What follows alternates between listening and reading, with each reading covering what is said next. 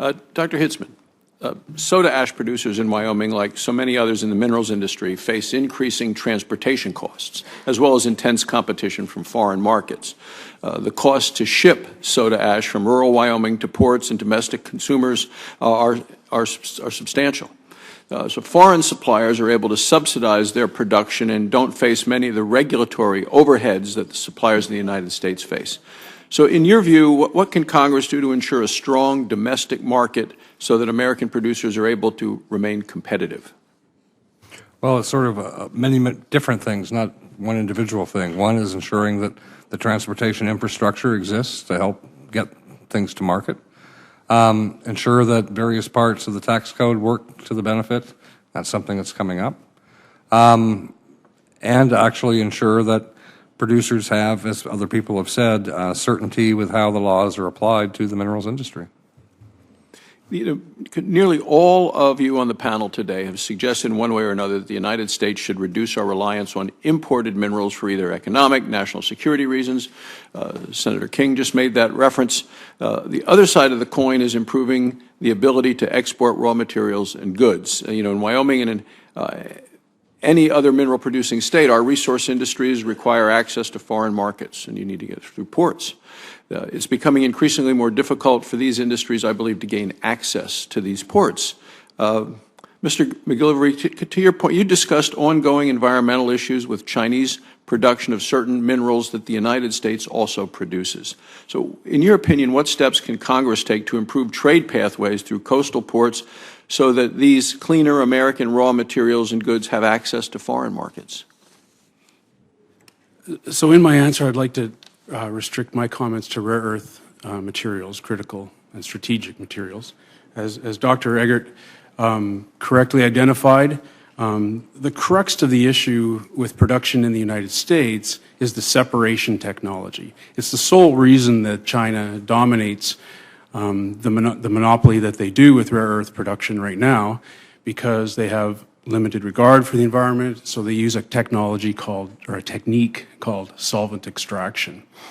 UCOR Rare Metals knew when we were permitting the Bocan-Dotson Ridge project that solvent extraction would not be permittable in Southeast Alaska, an environmentally sensitive area. So we shopped the world for alternate technologies and came across a Nobel Prize-winning technology called molecular recognition technology.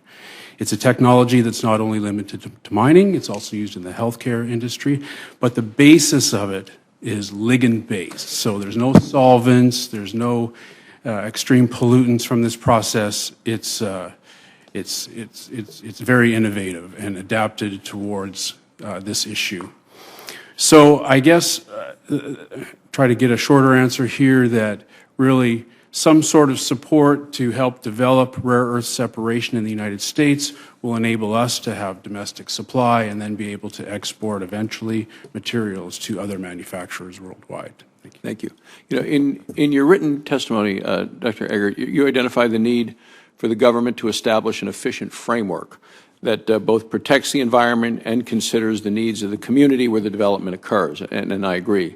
And Dr. Hind, in your testimony, you mentioned, in the written testimony, you mentioned that new mines can lose, a third of their economic value as a result of delays in production. More than 30% of the value of a mine could be lost because of permitting delays. In Wyoming, we have one of the biggest reserves of rare earth minerals in the world, but companies face decades-long permitting delays, tens of millions of dollars in upfront costs.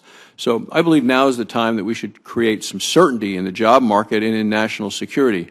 Dr. Hind, Dr. Eggert, can you just talk a little bit about how much certainty do you think addressing these unnecessary permitting delays would bring to the industry, and how do we eliminate this unnecessary and unreasonable permitting delays, especially those not caused by the applicants themselves?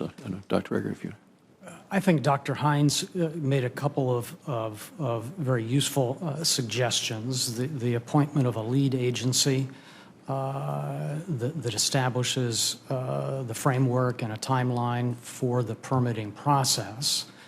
More generally, I think what companies are looking for is certainty in a process as opposed to certainty in actual outcomes. In other words, a process that gives them a fair hearing in what various parties, all parties would consider to be a reasonable time frame. Okay. Dr. Hind?